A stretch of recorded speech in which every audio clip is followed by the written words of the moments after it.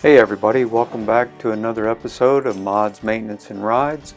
Today we're going to remove the cams. This is part 2 of my 110 engine build. So we're going to put in the Woods 777 cams, as well as the Screaming Eagle cam plate and oil pump.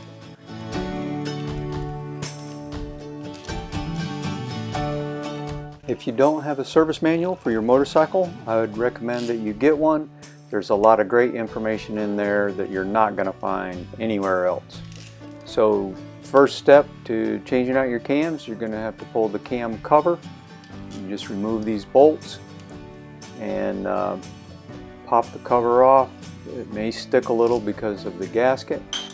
And I've got those rags tucked up underneath the cam cover, because there's some residual oil in that area that wasn't drained when you drain the oil out of the engine.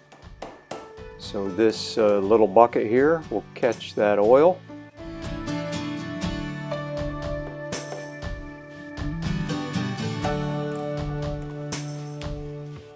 The next step is to remove the tensioner.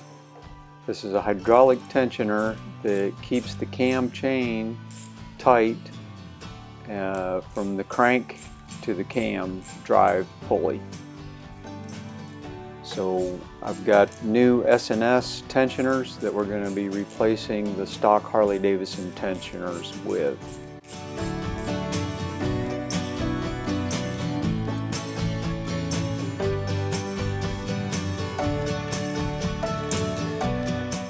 You can purchase, there's other methods, but you can purchase this block that inserts in between the two pulleys or the two sprockets that allows you to break loose the bolts so that you can remove the sprockets off of the cam plate.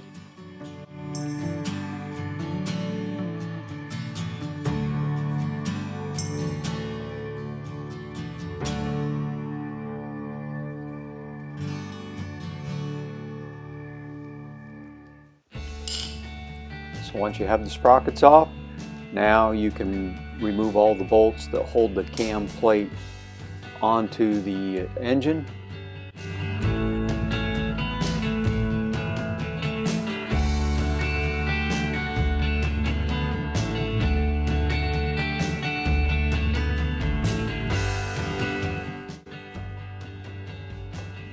And then you just slide the cam plate out.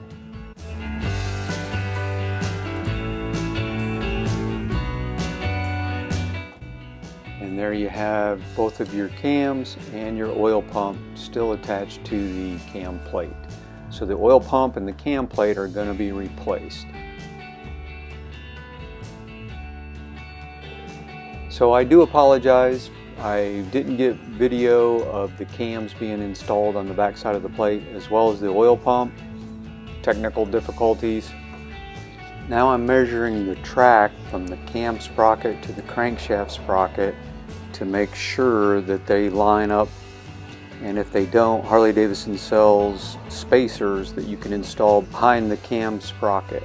And then mine all matched up, so I'm removing the sprockets and then I'm going to install the chain.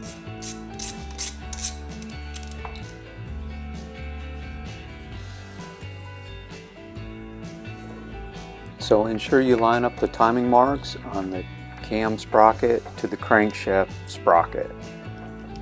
Just follow the way that it is in the maintenance manual. It's really not that hard.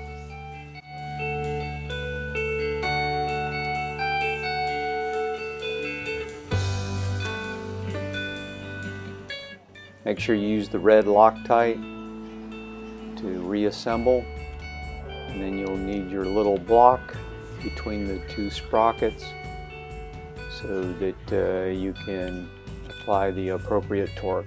So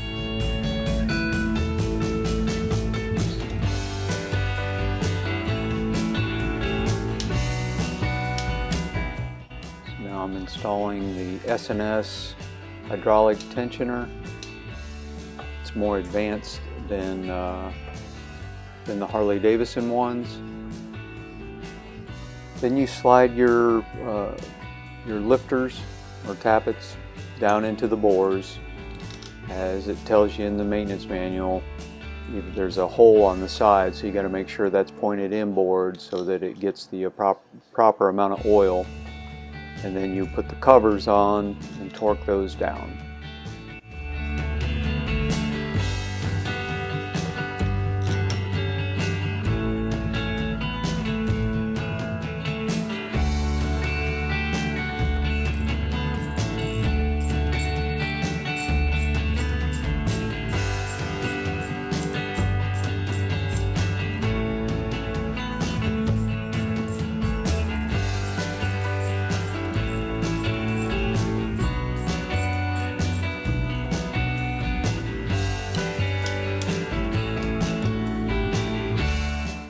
So that about does it for this episode.